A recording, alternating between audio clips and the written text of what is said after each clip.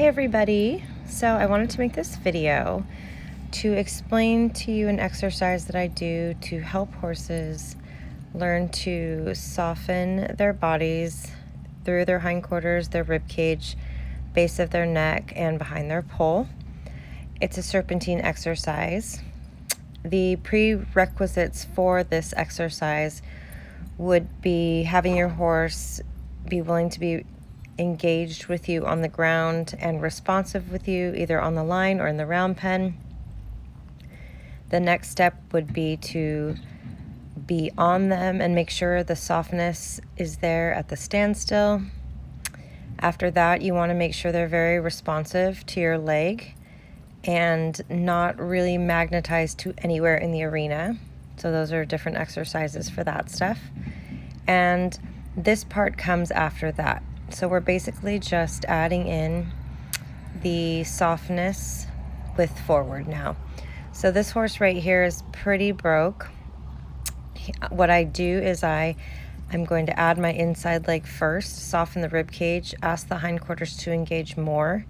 If that doesn't happen, I will pick up the rein to explain that to him. So if you're thinking about teaching step by step to these horses, then you need to teach them first that inside rein and that inside leg mean soften and engage more. The impulsion, the forward, is important because you can't get any of that unless you have the responsiveness. If you don't have the responsiveness, they'll just shut down when you pick up the rein. So if that happens, go back and make sure you can put your hand down and get them forward when you put your leg on. This is pretty much what you want it to look like. I know that the dressage people out there are screaming to themselves about hanging on the inside rein. We're not hanging. So the next step is bringing in and isolating the outside rein. But for now, we're breaking this apart for them, helping them understand this inside rein means soften and step up underneath. Engage your hindquarters and soften through the rib cage. So here I'm going to talk about hand position and why it's so important. You want to take that inside hand, if you're going to pick it up, to your belt loop and your hip. If you don't, and if you lift your hand up to the middle of your body or across their neck, you're going to run their shoulder out. So if you do that, or if that's happening, understand that hand position is everything, especially when we start to isolate the outside rein. So you want to make sure you're going to add your leg first. If there's no response, you're going to go to your hip, not to your horn, not to your belly button, not across their neck. Super important to remember that. So here I'm going to show you on a horse that's a little younger and a little bit more green than the first horse. First thing I'm going to do is going to drive her forward and make sure she's moving off of my leg. Now what I'm never going to do is try to get their head down. The head stretching down and the neck stretching down is a byproduct of them pushing off of their hindquarters, relaxing through their back and their rib cage, and lifting themselves up and carrying themselves. So we're not putting their head down. Here I'm going to add my left leg. She got a little sticky there and wanted to shut down, so I'm going to drive her forward. You let them find their own balance point. I'm going to bend to try to find those resistant spots. She likes to hold her stiffness in the base of her neck. So the moment I put my leg on, if she wants to get stiff and throw her head up, then I'll bend around until I hit resistance. I'll keep my hand steady in that spot and I will use more leg. Do not go to pull harder. The point is that you want them soft in the bridle and not worried about it, and driving forward and finding their own balance point that feels good to them. So don't get mad at them when they're not doing exactly what you want. Give them the freedom to try different things. When they find that balance point, it feels good to them and they will hunt that out on their own. So the important thing is the impulsion and the forward first. This exercise is not meant to make them look pretty. It is meant to find the spots that they have resistance in their body and give them access to what it feels like to be balanced. So if you guys are trying to think of this exercise as something that's going to make them look good or you look good, that's not the point. The point is there responsiveness to my leg? Is there softness to my rein? And can I put those all together? Break it down one step at a time. Like I said, we start on the ground, so they already have a baseline of understanding of what we're going for. And you're just transferring it to their back with forward motion. And every time I break down in downward transition, I'm just going to make sure it's soft as well. The exercise pretty much looks the same at the canter. You're going to go ahead and add your inside leg, ask that rib cage to soften, ask the hindquarter to engage, and if that doesn't happen or you hit some resistance in their body, you can pick up that rein and explain it to them. Don't go to the rein first. Go to your seat and your leg first and re-explain it with your hand. So same thing, every downward transition, I'm going to make sure that she's in a soft body position so she doesn't just slam on the forehand. Because she's learning to balance back on her butt, she often will get a little bit heavy on the front half, and when you ask her to stop, she wants to just shut down. So with this horse in particular, I try to push her forward and through the downward transition and make sure that she stays soft all the way back down to the stop.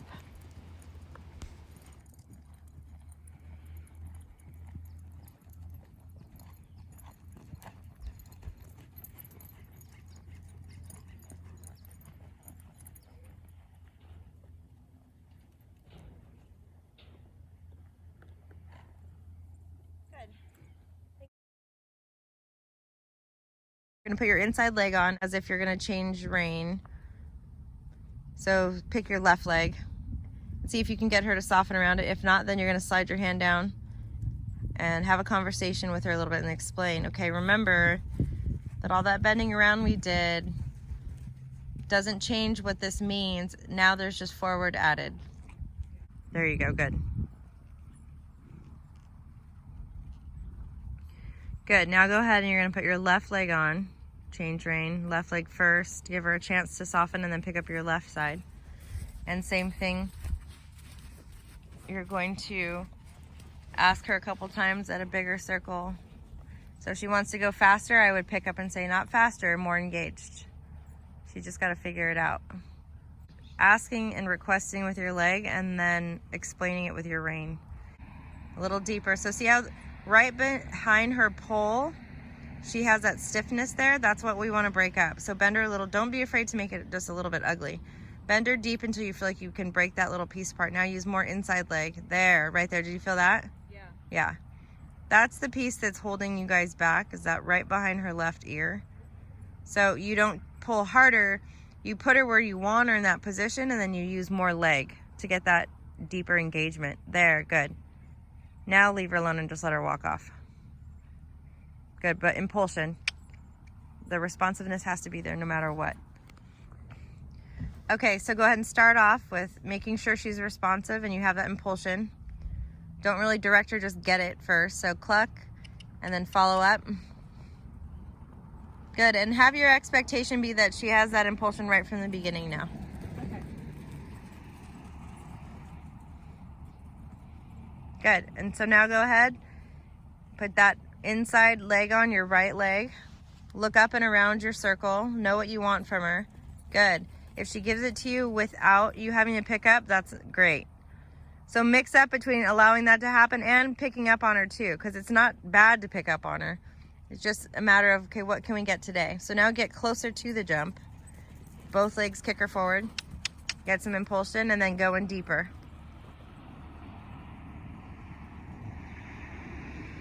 Good. See right there, she wants to run your shoulder way out. Kick her forward and pick up on your rein a little bit.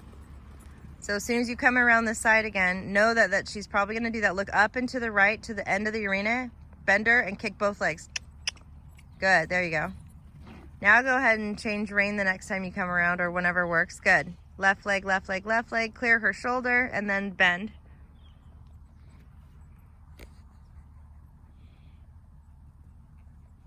Good. So just like those smaller circles, this is a side you're going to have to bend her a little bit deeper on, and that's okay.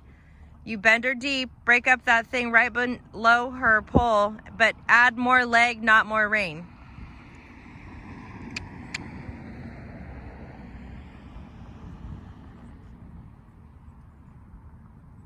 Good. Get one really good. There she goes. Nice. So right leg on. Really push your rib cage over before you use your rein. Good. Kick her forward with both legs. And then use your inside leg. And then if she doesn't respond to just your inside leg, then you pick up your rein. Okay. So always make sure that that responsiveness is there. Good, and then now change legs and then change rein. So kick her off this left leg a couple times first, and you'll start to feel her want to bend around your leg on her own.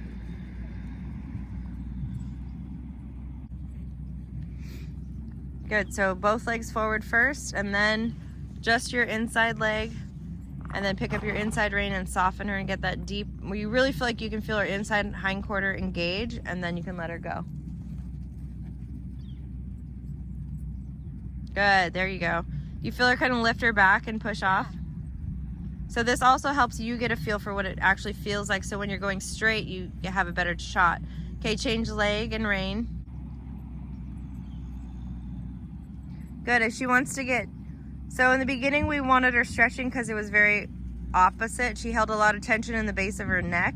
Yeah. So we wanted her to really be able to engage the pieces of her body that she had disengaged from. But now she's at the point where we don't want her diving so heavy on the forehand that she gets heavy on the forehand. So when she goes too low, just both legs bump and get her to pick herself up. Good, change legs and rein one more time. Good, really kick her off your right leg. Good, make sure she's forward with both legs and then ask her with your inside leg to bend around. Good.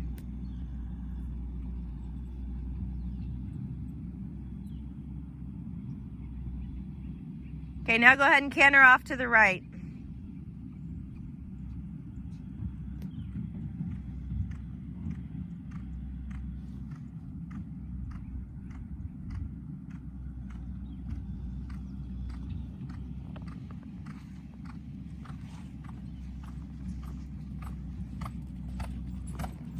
Good, and then go ahead and downward transition without using your reins. Good. And then now go ahead and downward transition to the walk. Good, keep the impulsion. Good, there you go, perfect. What are some questions that came up for you while you were doing it? I guess for my first question was like, how do I just put my leg on and give her that chance to do it, rather than just immediately pulling my rein with it? Right. And then how do I just hold my rein steady in one spot when I'm teaching her and add more leg? You know, so it's definitely different. Right. Like I can figure it out, but it's like definitely a process of right. retraining. So yeah, the leg thing is having that intention and that expectation that when you put your leg on, it's okay if she doesn't get the right answer. Yeah. Like it's okay if she goes faster. It's okay if she runs away from it. It's okay because you have your rein there to explain to her if she makes that mistake. So that's just letting go of control a little bit. Like, I don't know what's going to happen. I'd rather control the situation, maybe not do it as good, but at least it'll look better. Yeah. When in actuality, what we're trying to find are all the spots that she's sticky and she doesn't understand, so that you can re-explain it to her. So that's just a control thing. I think that's a hard concept for a lot of people because people are taught the leg means forward. Yeah. And they use their hands too much. And so you get to really relying on your hands. So that's just an unwiring of your brain. And then the second question that popped up for you was, how do I keep my hands steady? That's just a coordination thing. Yeah. You can lock your arm and your elbow to the side of your body. The direction of the pull goes to your outside belt loop, just like it does when we do the bend around exercise, the bend to soften. So it's that same direction, so she understands that. If you find that your arm is bouncing, you can just set your arm right on your side. And then getting used to you learning to use your leg independently is just the process of when you're doing this, that's how you teach it. Yeah. Is there anything else? Because if you have questions, then most likely other people are having the same questions. So that's why I'm doing this to you. I think as of right now, that's mostly it. You know, it's really about not controlling her as much as I would like to. Right. especially when she freaked out about the truck. Right. So Perfect. yeah. Okay. If you guys like this video, please let me know by hitting the thumbs up. If you have any questions, please drop them in the comments. And in case you don't want to miss any of the up and coming videos, make sure you subscribe. Thanks a bunch. Much love to all of you, and see you next time.